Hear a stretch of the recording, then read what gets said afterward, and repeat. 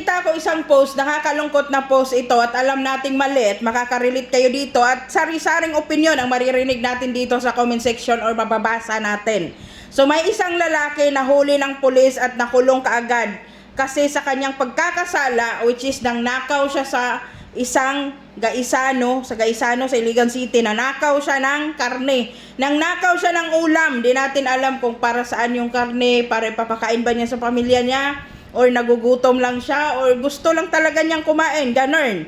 So nakulong agad si kuya nang nangnakaw ng karne.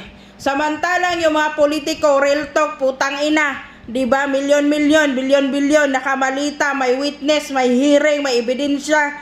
Putang ina, nagparty-party pa until now. At until now, humihiga pa rin sila sa perang kinurakot nila. Pero wala talagang nakulong. Puro lang sila ganito, kasalanan ni ganito, kasalanan ni ganyan.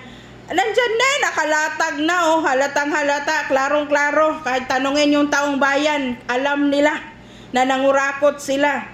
Pero nakulong ba? Wala talaga. Ganito talaga kabilis ang justice sa Pilipinas pag mahirap yung nagkakasala. Pero pag mayaman, putang ina, lalo pag politiko, wala lang, nagparty-party pa rin, kapal pa rin ang mukha, namumulitika pa rin, at gusto pa rin nilang iboto sila pagdating sa eleksyon.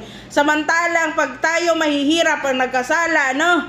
Wala pa 1,000, ninakaw mo lang ulam dahil nagugutom ka, dahil sa putang inang kahirapan, dahil sa korupsyon sa Pilipinas. Kulong ka kaagad, ganyan kabilis, kasi nga mahirap ka.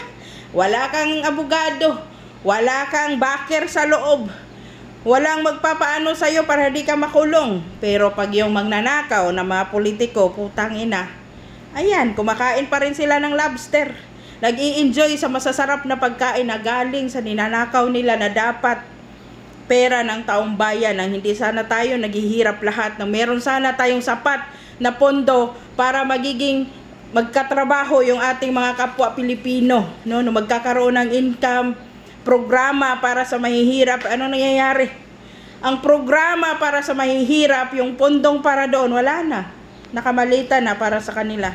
Wala na, binili na nila ng mga magagandang sasakyan, pinag-travel na, pinag-party na.